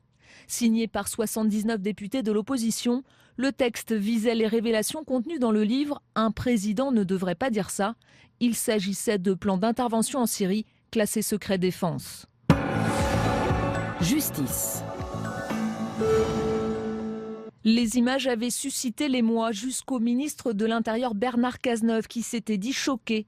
Ce matin, le tribunal correctionnel de Paris a condamné à 8 mois de prison avec sursis le policier de 26 ans qui avait asséné un violent coup de poing à un élève du lycée Bergson à Paris le 24 mars en pleine mobilisation contre la loi travail. Une peine plus sévère que les réquisitions, mais qui n'empêchera pas le policier de continuer à exercer sa profession. Terrorisme. Il avait été arrêté à Strasbourg dans la nuit de samedi à dimanche. L'un des hommes interpellés dans le cadre d'une opération antiterroriste a livré aux enquêteurs une liste de cibles d'attentats potentiels. Un haut lieu de la police, un parc d'attractions et un lieu de culte. Sur les 7 hommes interpellés à Strasbourg et à Marseille, 2 ont été relâchés.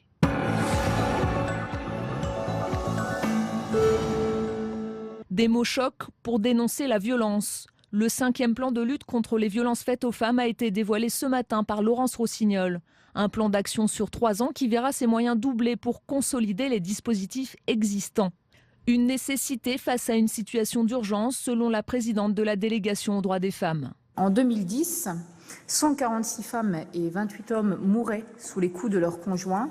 En 2014, les victimes s'élèvent encore à 143 et même à 200 personnes si on ajoute les enfants victimes et les suicides consécutifs.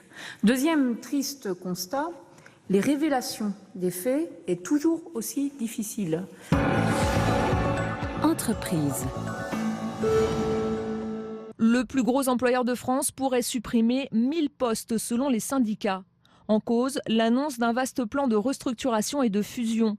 Parmi les sites les plus touchés, celui de Toulouse et de Suresnes en Île-de-France. Les syndicats craignent des licenciements secs. Ce serait une première dans l'histoire d'Airbus qui emploie près de 140 000 personnes dans le monde. Le détail du plan sera annoncé mardi prochain lors d'un comité européen du groupe. Et c'est l'heure de votre revue de presse. On va découvrir ensemble les unes de vos quotidiens, puis quelques hebdos. D'abord, le Figaro qui revient sur le duel Fillon-Juppé. Avant le débat, le match des programmes. Vous retrouverez également une longue interview de François Fillon, ainsi que la tribune dont nous avons parlé tout à l'heure de plus de 200 parlementaires droite et centre qui en appellent à la fin des attaques d'Alain Juppé à l'encontre de François Fillon. Valeurs actuelles, ce titre, déjà président, point d'interrogation évidemment. Fillon, le triomphe de la droite des valeurs. L'Express, presque la même une, un désir de droite. Sarkozy, clap de fin et Juppé. Longue interview, je veux une France moderne. Voilà pour la revue de presse. Tout de suite, c'est l'entretien pour aller plus loin ce soir.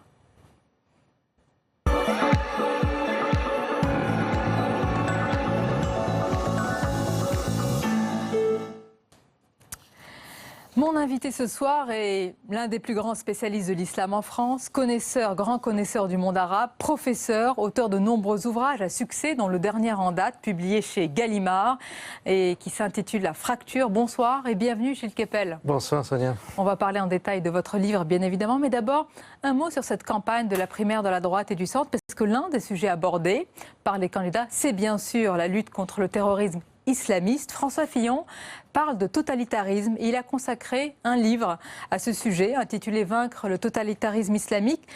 Vous avez souvent été dur avec la classe politique. Est-ce que lui, sa vision, ses propositions vous semblent à la hauteur de cette menace sur ce sujet ? En tout cas, il a compris quelque chose qui se passait dans l'opinion, je crois. Indéniablement que sans doute la classe, cette fois-ci journalistique, a raté. Parce que, vous savez, nous avons quand même eu 239 morts des attentats djihadistes entre Charlie Hebdo le 7 janvier et l'assassinat du père Hamel le 26 juillet 2016. Et ça, c'est quelque chose qui est très profondément ancré dans l'esprit de nos concitoyens.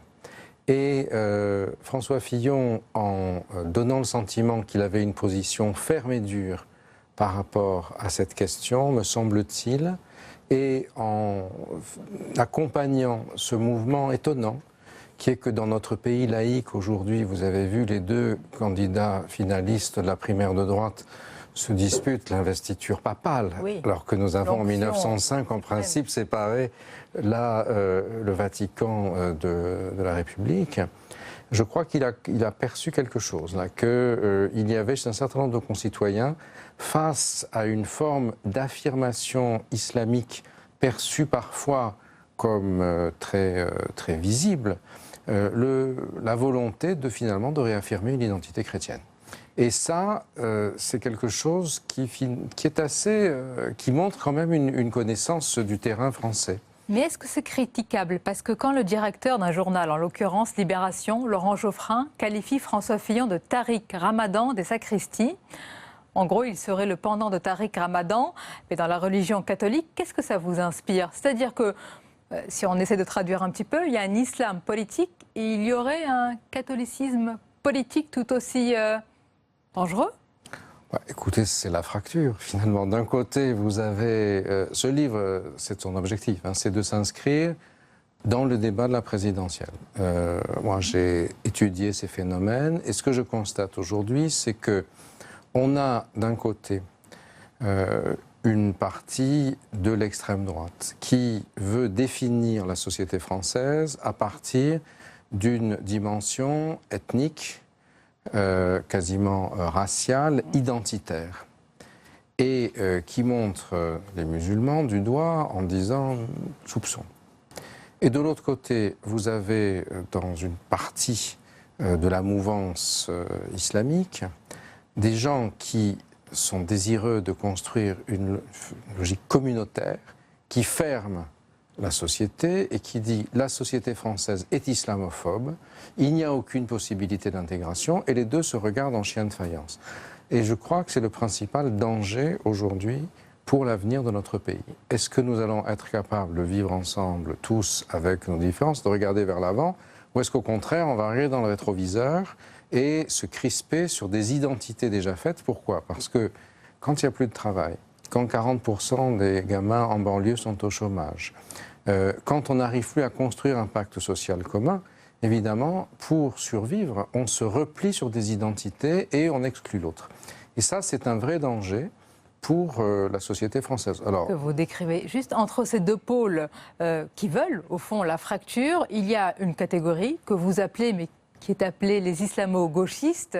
Alors, il y a eu toute une polémique, vous les avez accusés, je dis parce que c'est une catégorie qui est assez hétéroclite, mais de faire le jeu, quelque part, des islamistes et de minimiser la menace djihadiste. Et leur cheval de bataille, c'est l'islamophobie. C'est-à-dire ce sont des intellectuels qui, à chaque fois qu'il va y avoir une critique, finalement, vont placer les musulmans en position de victime. Ouais. C'est la situation qui est ahurissante qu'il y a eu cet été. On a 239 morts.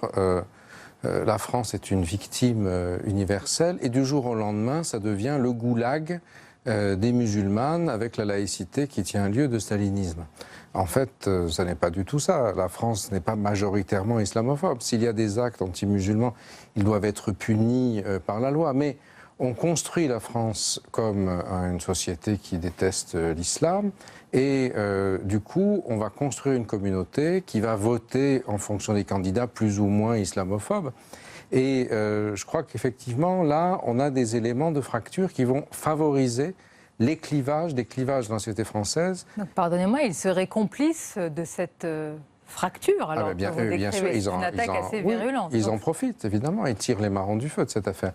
Et de la même chose de l'autre côté du spectre politique. Alors, je crois que la primaire de droite, finalement, une partie de son non-dit, c'était là-dessus. Et Alain Juppé, comme vous le savez, a été très violemment attaqué par un certain nombre de sites sous le pseudonyme de, le nom de Ali Juppé, etc., lié à l'imam de Bordeaux, Tarek Oubrou. Bon, Tarek Oubrou, quelqu'un que je connais, qui effectivement est membre de l'UOIF, mais qui a une vision de la société française qui est une vision très accommodante, d'une certaine manière. Trop accommodante, peut-être, alors. Alors, certains, parmi les plus radicaux, le considèrent comme un apostat. Hein. Il figure, comme moi et d'autres, sur les listes de cibles qui ont été définies par les djihadistes. Oui, mais de l'autre côté, on le considère, à contrario, comme quelqu'un qui flirte avec la ligne jaune également. Ça, c'est ce que disent les adversaires, l'adversaire d'Alain Juppé. Qu'est-ce que vous pensez de lui? Non, je ne crois pas. Je pense que c'est quelqu'un qui est d'origine marocaine, comme beaucoup de gens qui habitent dans l'ouest de la France, hein, et qui a une vision de la société française qui est de négociation, si vous voulez, avec le pouvoir politique. Et Alain Juppé est le maire d'une grande ville, Bordeaux, et donc il doit gérer une population plurielle. Il a une vision... Il doit peut-être connaître ces personnalités-là et ce qu'elles représentent également. Une vision d'édile de grande ville, si vous voulez. Et il ne s'agit pas de se prononcer sur l'un ou l'autre candidat. Non, je ne suis pas allé voter à la primaire, si c'est ça que vous voulez savoir. Mais vous pensez que c'est une campagne de diffamation, évidemment? Enfin, en tout cas, l'enjeu islamique. Il n'y a aucune proximité, évidemment, avec les frères musulmans ou d'autres islamistes, entre guillemets. Tout cela est pur mensonge. En fait, l'enjeu islamique est un non-dit de la campagne de la primaire de droite, de même qu'il va être un non-dit de la présidentielle. Et là-dessus, probablement, est-ce que les candidats auraient intérêt, en tout cas dans la vision de la France qui me semble être celle que nous pouvons partager les uns et les autres, à bien analyser la situation, à comprendre ce qui se joue véritablement. Ce n'est pas encore fait quand vous le dites. Non, c'est bien pour ça que je les incite à, de temps en temps, se préoccuper de ce que font les universitaires qui travaillent sur le terrain. On a appris récemment, Gilles Kepel, qu'un attentat avait été déjoué. Les terroristes présumés visaient, entre autres, un lieu symbolique en lien avec la police, mais beaucoup de sites. La menace est toujours très forte parce qu'on peut avoir tendance parfois à l'oublier, à l'occulter malgré les terribles chocs qu'on a subis, mais elle est toujours là.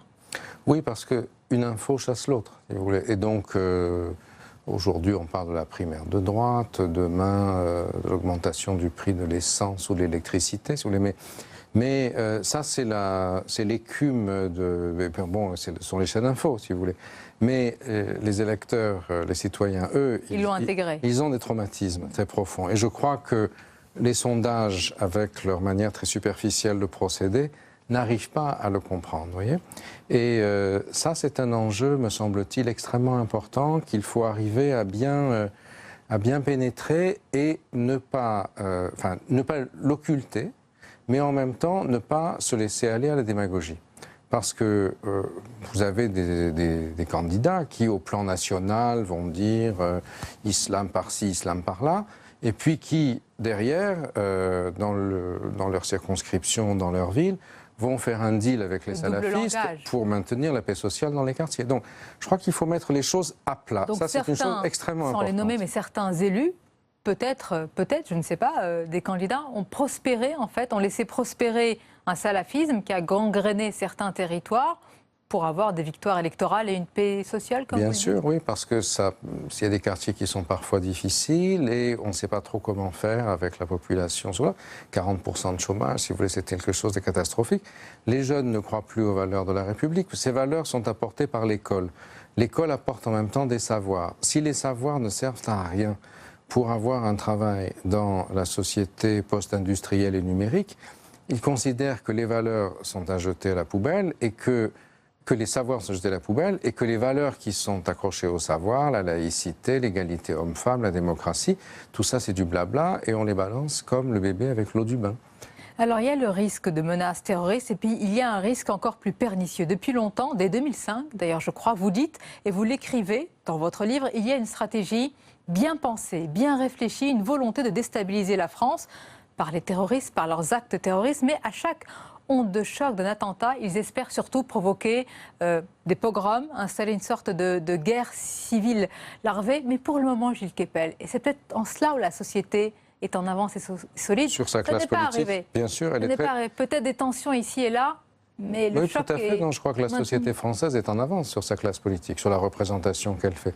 La volonté du djihadisme, j'appelle le djihadisme troisième génération. En 2005, vous avez un auteur syrien, ingénieur formé en France, on ne sait pas ce qu'il est devenu, Abou Musab Souri, qui écrit ce texte qui s'appelle « Appel à la résistance islamique mondiale » et qui dit « c'est plus la peine de cibler l'Amérique, ça n'a servi à rien, c'est spectaculaire. Le ventre mou, c'est l'Europe. Le ventre mou, c'est l'Europe. Et il faut faire un djihadisme par le bas, tuer des gens dans sa proximité. Le meurtre du père Hamel à Saint-Étienne-de-Rouvray, perpétré par quelqu'un qui habitait à 10 minutes à pied, en est l'exemple, l'illustration la plus parfaite. Et on va créer une multiplicité d'attentats. La société majoritaire va réagir. Ça créera des conflits, des guerres d'enclave entre les cités marginalisées, les quartiers marginalisés et les autres. Et finalement, il y aura une guerre civile, l'Europe va imploser. Ça, c'est la logique, si vous voulez. Et les djihadistes, depuis la Syrie, le nourrissent en permanence. même si aujourd'hui pour eux c'est un peu plus difficile parce que les bombardements sur Raqqa et sur Mossoul font qu'ils ont d'autres choses à faire et qu'ils sont surtout en train de se cacher. Mais vous avez des gens qui les soutiennent ici et qui brûlent. Et on l'a vu avec l'attentat. Exactement. Mais peut-être qu'il y a aussi un élément, quand il y a eu l'attentat terrible, l'attentat de Nice, paradoxalement, plus ils ont frappé fort, plus on a vu qu'ils visaient tout le monde, y compris les musulmans. Bien sûr. Et la société française, en presque sa totalité peut-être, a pris conscience de cela. Tout à fait, parce qu'en fait, vous avez une économie politique des attentats. Charlie Hebdo et Koulibaly, de leur point de vue, c'est très bien, parce que ils ont ciblé des gens spécifiquement, des islamophobes entre guillemets, c'est-à-dire les journalistes de Charlie, des juifs à l'hypercacher, un policier musulman donc considéré comme apostat, Ahmed Marabet, un vététiste tué puis abattu et fini à terre par les frères Kouachi. Et là, ça fait le clivage. Ceux qui disent « je suis Charlie », très nombreux, et puis ceux qui vont dire « je ne suis pas Charlie ». Donc ils sont très contents, c'est clivé. Le 13 novembre, ils essayent de faire encore plus. Ils voulaient faire sauter le Stade de France avec des dizaines de milliers de spectateurs. Le Stade de France dans Seine-Saint-Denis. Moi, j'ai fait beaucoup d'entretiens dans des prisons et autres avec des prisonniers musulmans qui m'ont dit « mais les gars, c'est des barjots. Il y avait mon frère au Stade de France, il y avait les copains du quartier. » Et à tel point que certains ont même cru que c'était le Mossad israélien, vous savez, les sites complotistes racontent ça, qui avait voulu faire ça pour la solution finale des musulmans de France. Donc, aucune popularité de ces groupes. Et ensuite, vous avez effectivement les attentats ciblés, le couple de policiers à Magnanville, le père Hamel. Donc là, ils essayent de cliver la société. Et puis, arrive cet attentat de Nice, quelqu'un d'un psychotique, diagnostiqué comme tel en Tunisie, avant de venir. Enfin, on ne sait pas très bien comment ça s'est passé. Il tue, c'est très spectaculaire, le 14 juillet, la fête nationale, sur la promenade des Anglais, le lieu hédoniste qu'ils détestent, 86 personnes.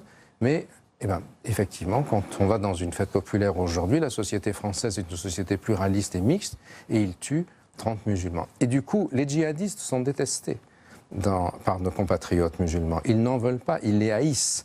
Et ce ne sont pas eux qui vont réussir à tirer les marrons du feu de ce clivage qu'ils ont voulu mettre en revanche, d'autres forces se positionnent pour en tirer parti sur un plan électoral ou sur un plan communautariste. Et c'est pour ça qu'il et c'est ça, il me semble, à quoi nous devons faire très attention. Je crois que ça fait plus de 35 ans que vous travaillez sur ce sujet. Vous avez notamment appris à parler arabe. Vous allez loin dans vos analyses.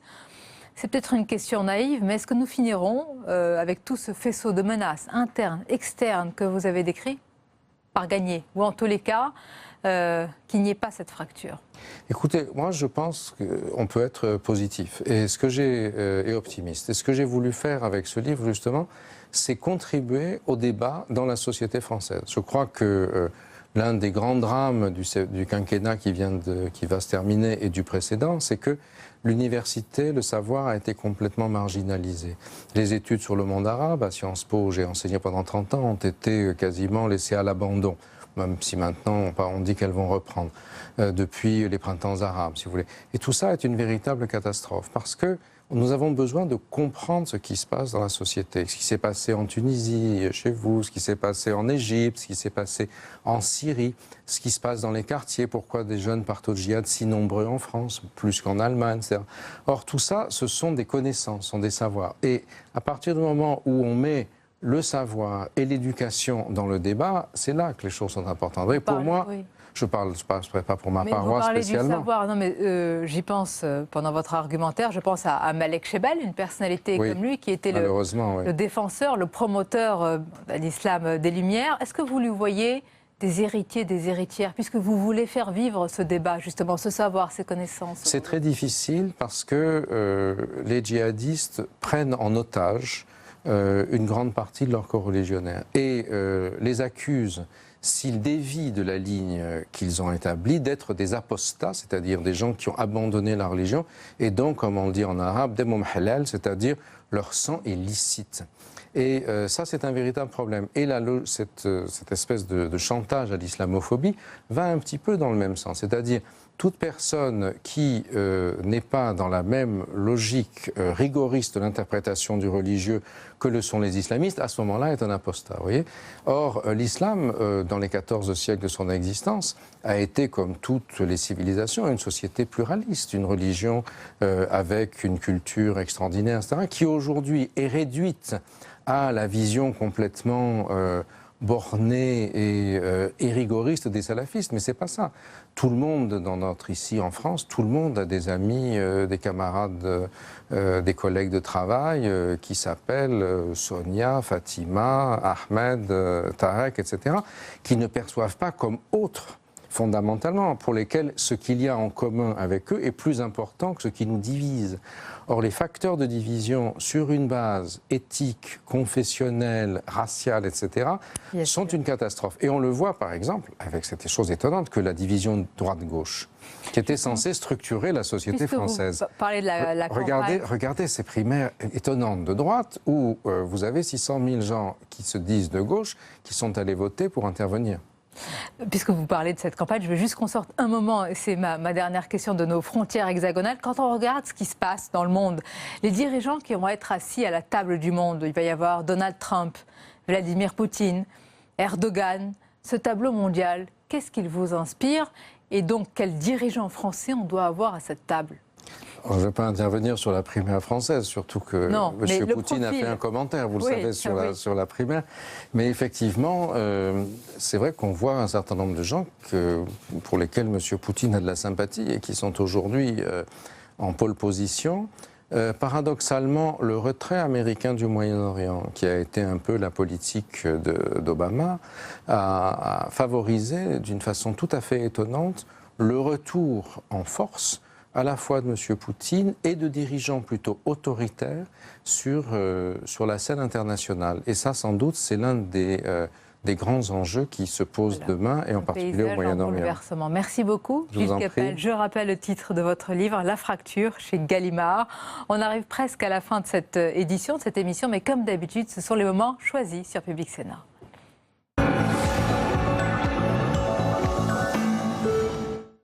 Et vous n'allez pas expliquer aux gens qu'en coupant une voie aussi importante que les voies sur berge, c'était fait dans le but d'améliorer la pollution. On s'aperçoit qu'on a tout engorgé, qu'il y a une pollution énorme. Ce matin, je discutais avec des gens qui sont dans le centre de Paris, du côté de la rue Royale. Il y avait des hôteliers qui disaient on est de plus en plus pollué. Les touristes qui viennent à Paris, ils arrivent en retard à leur rendez-vous. Les hommes d'affaires aussi. Donc c'est un vrai bazar qui a été mis. Je suis désolé. Vous êtes en train de mélanger tous les sujets. Mais non, le sujet, c'est l'engorgement de Paris. Et quand on a un engorgement, on a forcément de la pollution. Essayez de démontrer aux gens que c'est pas le cas. Je crois que les gens, il ne faut pas les prendre pour des imbéciles. Le bon sens veut que quand plus il y a d'embouteillage, plus il y a de pollution. C'est simple. Certains, et vous les défendez aussi, considèrent que c'est leur droit de traverser Paris pour faire du banlieue à banlieue, même quand c'est pas utile, parce que c'est leur confort. La liberté d'être seul dans sa voiture. Bien peu de gens se sont intéressés au discours de François Fillon jusqu'au dernier moment. Et je pense que François Fillon a bénéficié d'une dynamique qui est liée d'abord au fait qu'il a fait de bonnes prestations télévisées. Et deuxièmement, qu'il est apparu. J'en ai croisé encore beaucoup de gens hier dans la rue, au restaurant, etc. me disant on ne voulait pas, il était troisième, on voulait éliminer le deuxième, c'est-à-dire Nicolas Sarkozy. Oui. Et c'est pour ça que je pense que les compteurs, entre guillemets, sont remis à plat. On le dit tous, vous connaissez les élections comme moi. Après le premier tour, le deuxième tour, c'est toujours une nouvelle élection. C'est pour ça que je pense qu'il faut que ça se passe bien. D'ailleurs, je suis persuadé que demain soir, ce qu'on voit dans les travers que peuvent porter les meetings, évidemment, de part et d'autre, que demain soir, le débat, il sera sérieux, digne et beaucoup plus apaisé que la caricature qu'on en donne. Ces lieux sont différents des centres d'accueil et d'orientation qui ont reçu ces derniers jours dans l'urgence les personnes vivant à Calais. Ici, les demandeurs d'asile sont déjà dans un processus d'intégration et hébergés dans des appartements individuels. Là, c'est mon lit. Et c'est ici que je range mes affaires, mes vêtements. Après avoir passé un mois à Paris, Sadiq vit ici depuis 3 mois. Il a quitté le Soudan et espère refaire sa vie en France. La situation dans mon pays n'est pas bonne à cause de la discrimination raciale.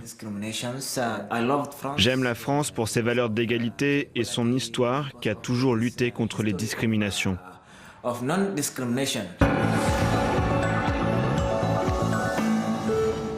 quels sont les hommes politiques qui ont vraiment mis les pieds dans la boue de Calais? Qui vraiment a été dedans? On peut les citer. Manuel Valls, il n'a pas été. Cazeneuve y a été. Hollande n'a pas été, ce qui, à mon avis, est une erreur profonde. Parce qu'il a préféré faire un défilé militaire plutôt que d'aller de voir exactement ce qui se passait. Et en fait, on parle d'élus locaux qui ont été. N'oubliez pas, en plus, on est à Calais, dans un département qui est à gauche, très compliqué, où au régional, juste quelques mois avant, le Front National a fait un score juste inouï. Et donc, cette sémantique, elle ne peut pas rester identique. On ne peut pas avoir le même discours. Si ça devait être François Fillon, en effet, je crois que beaucoup de gens ont voté pour l'homme et l'image, sans doute, d'intégrité de François Fillon, peut-être beaucoup moins sur son programme. Et je crois que les Français et les Françaises commencent à découvrir son programme cette semaine, d'ailleurs, face au débat, notamment de duel, j'ai envie de dire, avec Alain Juppé. Et je crois que certains sont sans doute surpris. En tout cas, moi, je ne peux pas cautionner. C'est pas ma France. C'est pas l'idée que je me fais de la France. Et je crois aussi que c'est pas l'idée que François Hollande veut défendre de la France. Voilà.